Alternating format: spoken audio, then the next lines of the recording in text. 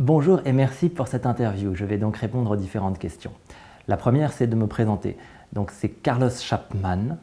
Je suis un réalisateur audiovisuel.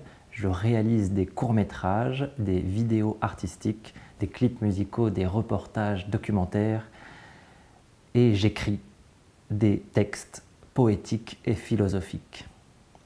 Je suis un mélange anglais et français, si on parle au niveau des nationalités, et sinon je suis issu de la planète Terre, située elle-même dans un endroit qu'on a appelé l'univers. À travers mes courts-métrages, j'essaye d'aller vers l'inconscient, d'exprimer des choses qui sont inconscientes, et oui, il y a un lien avec les rêves, c'est-à-dire que depuis que je suis tout petit, j'accorde une importance aux rêves et à l'imagination, à ce qui se passe à la fois dans les rêves du sommeil, quand on dort, et les rêves éveillés, ça veut dire notre capacité à imaginer ce qui se passe dans le monde, etc.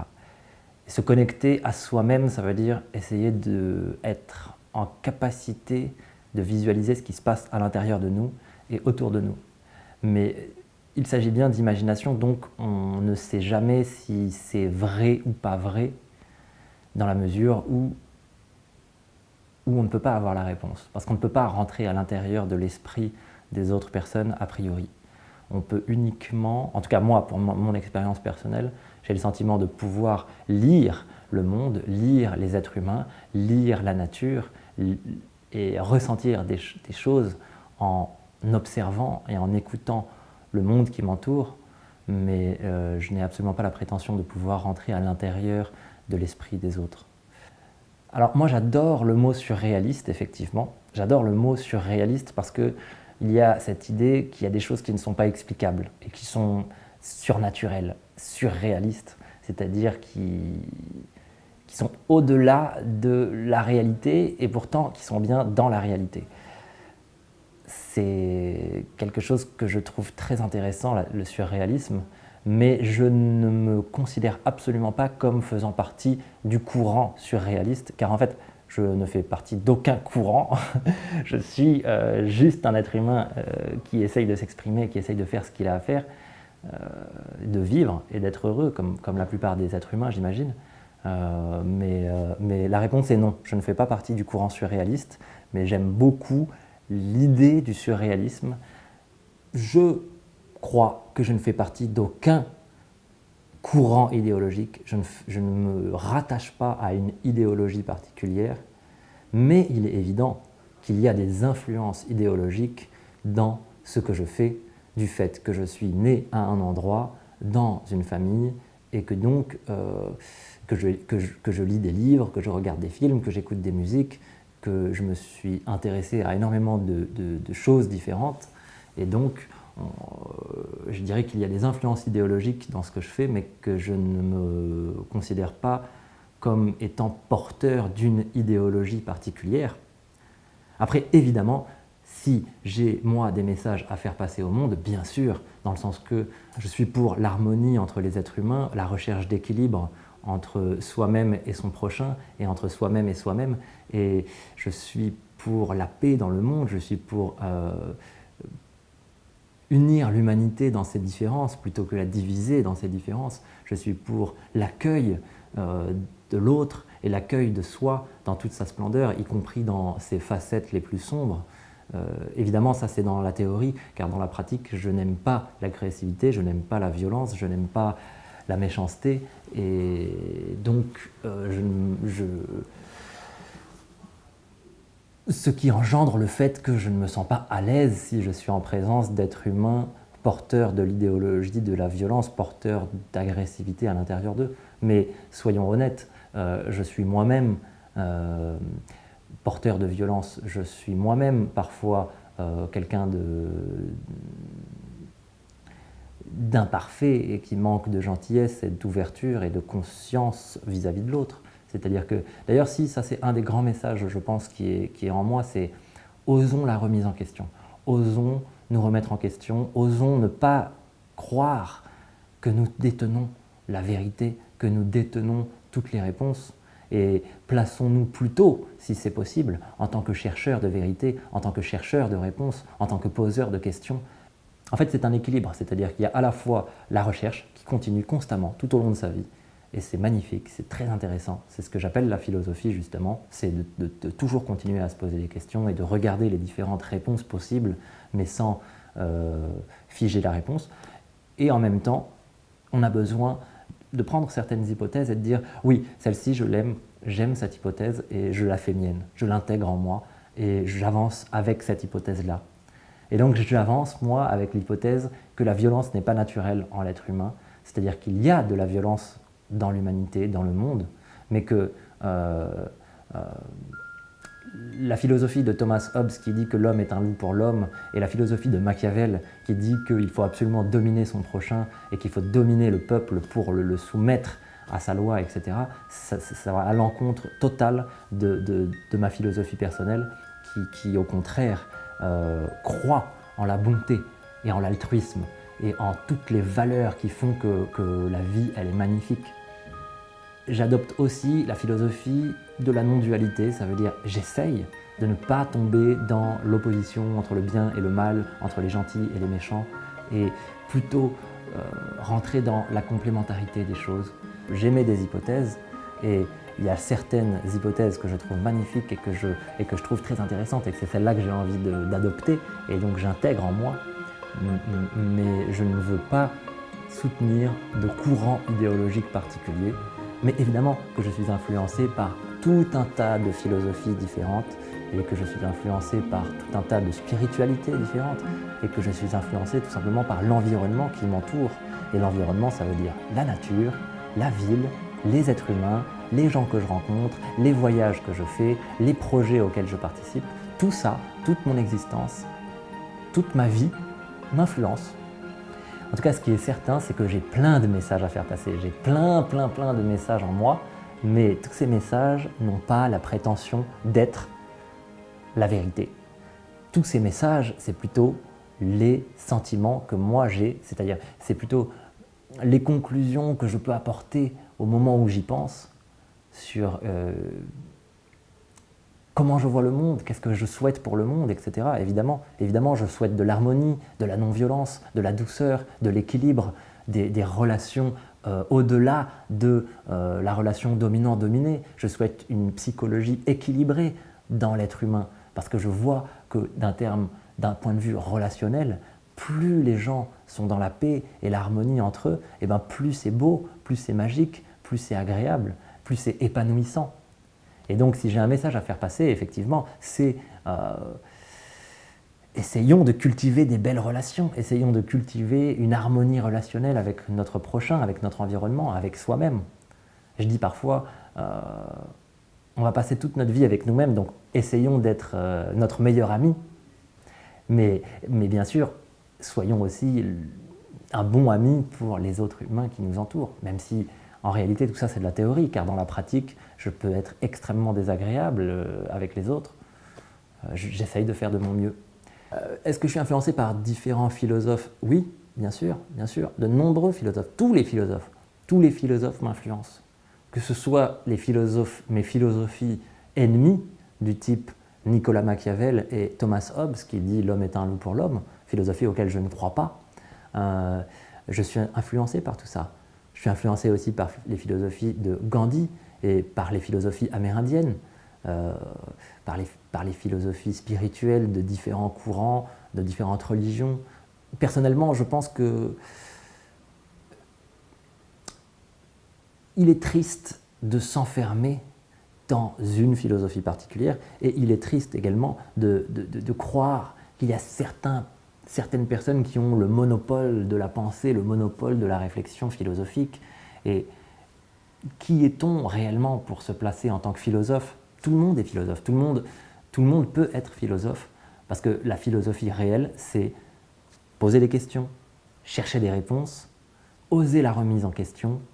Donc la philosophie qui est basée sur, on va dire, le fait d'être très cultivé et de connaître et de pouvoir faire 36 000 références à un tel ou un tel ou un tel, majorité des hommes d'ailleurs, malheureusement il y a encore peu de philosophes femmes reconnues et qui servent réellement de référence dans notre monde, et ça m'a toujours dérangé.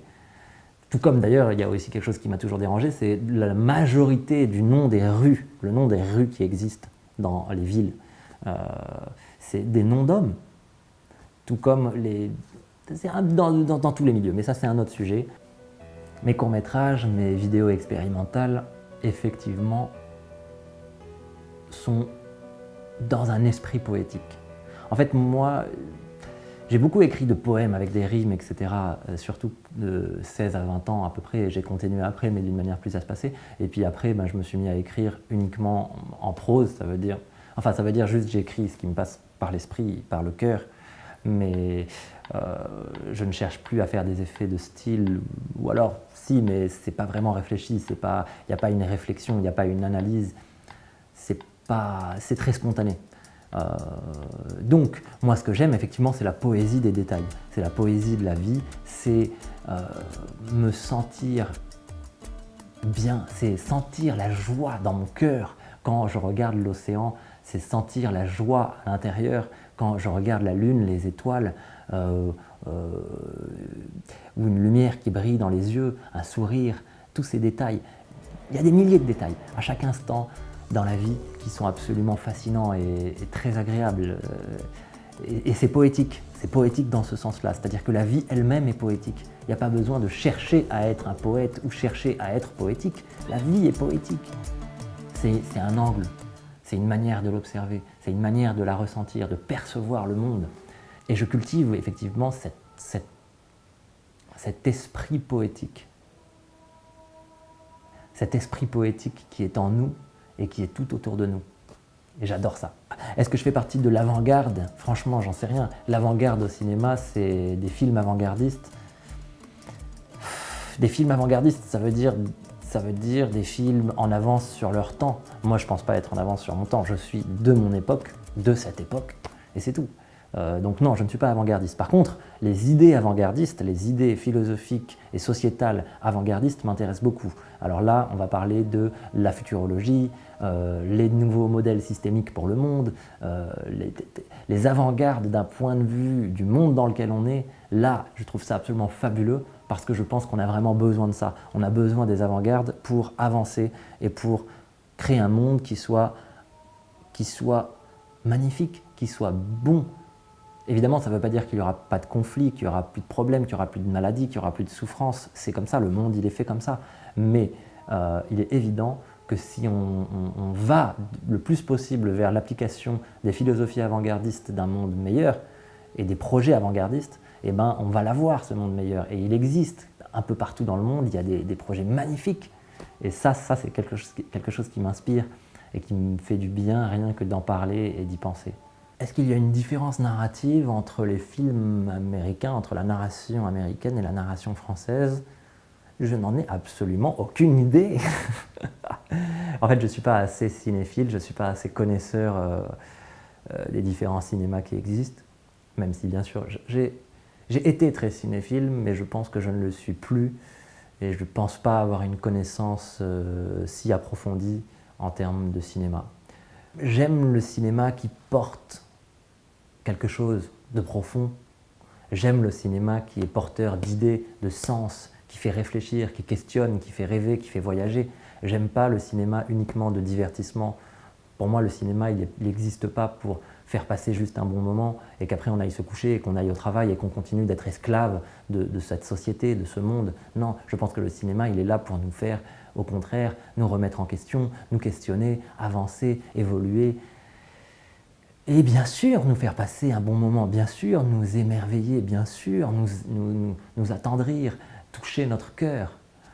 Mais pour moi, il n'y a pas un cinéma plus intéressant qu'un autre en termes de cinéma américain ou cinéma français.